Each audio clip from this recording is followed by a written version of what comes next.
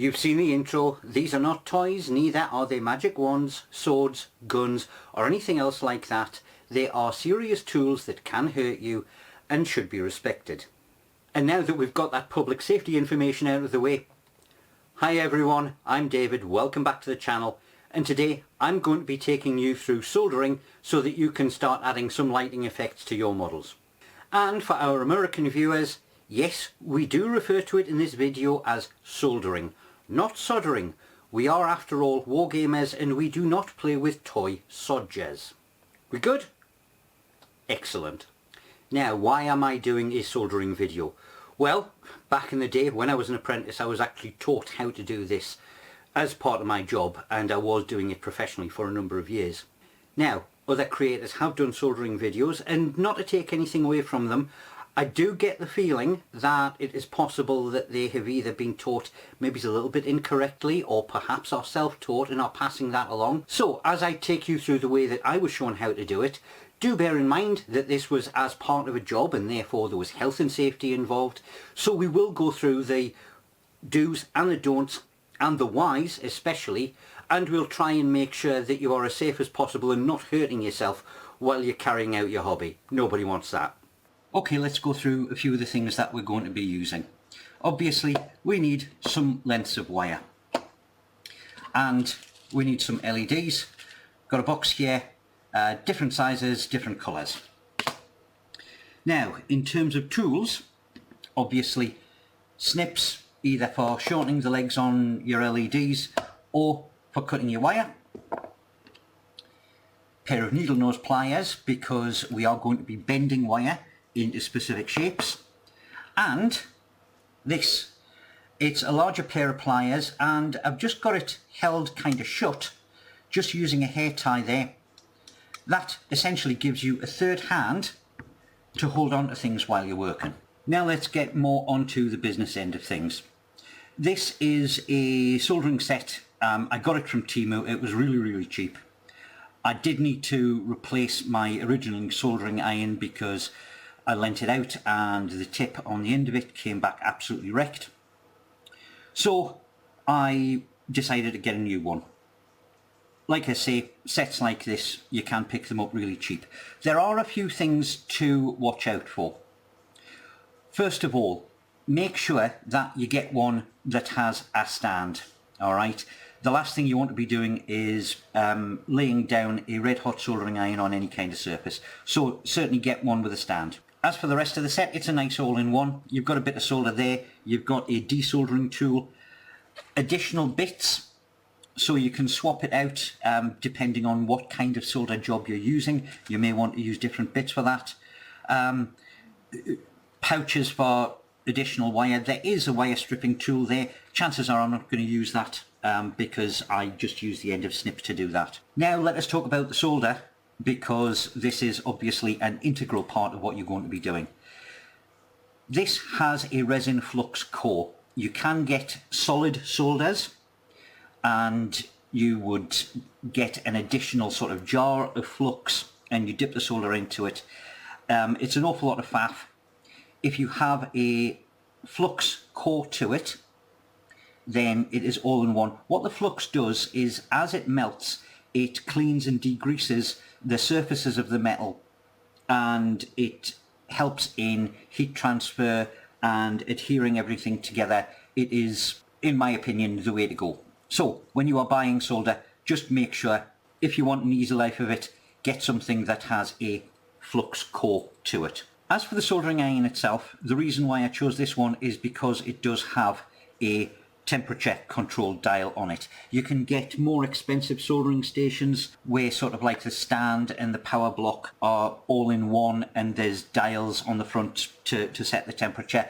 Why would you set the temperature? Well, it does depend on the gauge of the wire that you're soldering together. It depends on the thickness of the solder that you're using. It depends on the material that has been used for the insulation on the wire. If it is too high, then things start going bad really quickly. Your insulation can lift and all that kind of thing. So something with a temperature control where you can keep more control over how you're actually soldering and what the result is going to be is a really good idea, in my opinion. So, all that being said, let us get set up and we will actually join some things together.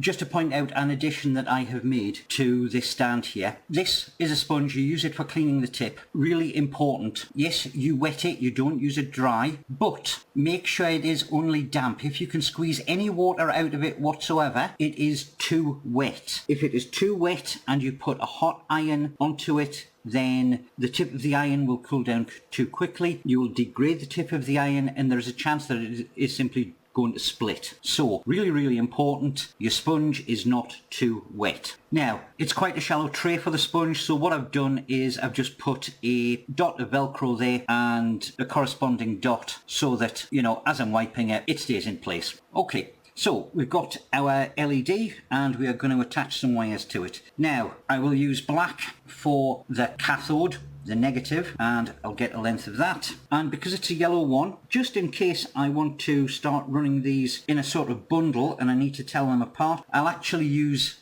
yellow for the anode so that I can tell what colour LED is attached to the other end of it. Now we want a stripper.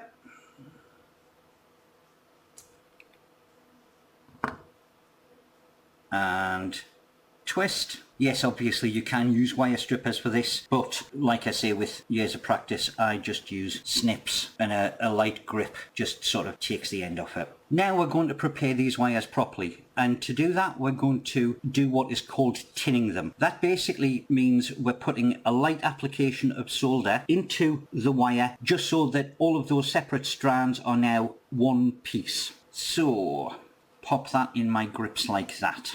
Now onto the iron itself. Now, cleaning and keeping the tip of your iron is absolutely paramount.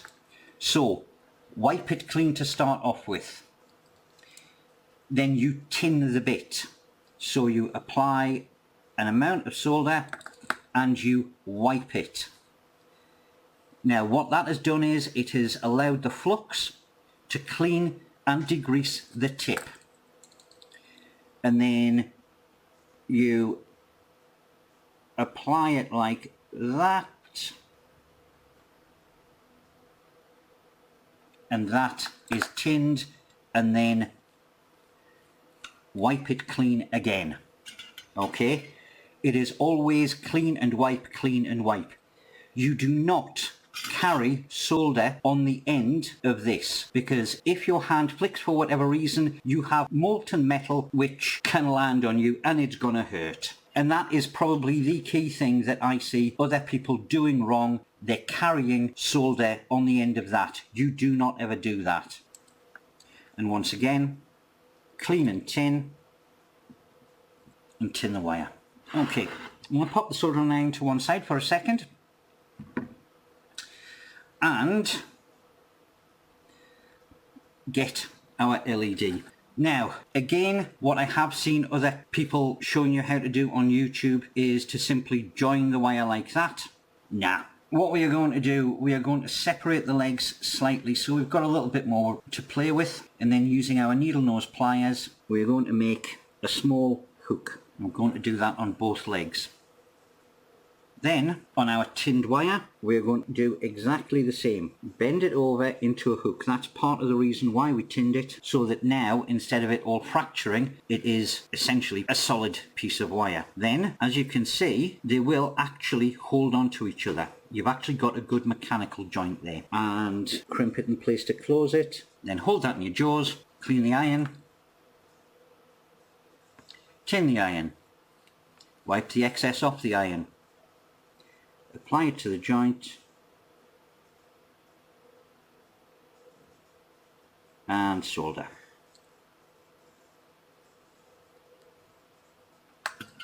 And do exactly the same for the other wire. And that should be job done. Let's give it a quick try. Job's a good one. Now, while this is perfectly functional, we do want to insulate those legs. The last thing you want is for them to touch together and it short out and your light doesn't work. And that can happen depending on which way you're sort of routing your wiring through your model. I have shown you how to do that using hot glue, and of course you can just wrap it in tape or something like that, but because we are doing a proper job, we will use this stuff. It is heat shrink.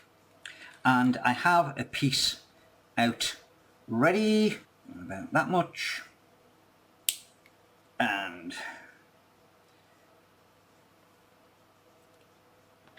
slide it on the wire. Now, another thing that I have seen, and this is a no-no, you do not use the tip of your soldering iron to melt down the heat shrink. This is to be used for solder only, not marking wood, not burning plastic, not anything like that. That is how you wreck the tip. So we will use a different tool. Now, you can use a heat gun for this, but you should also be able to get away with a hairdryer on a high setting.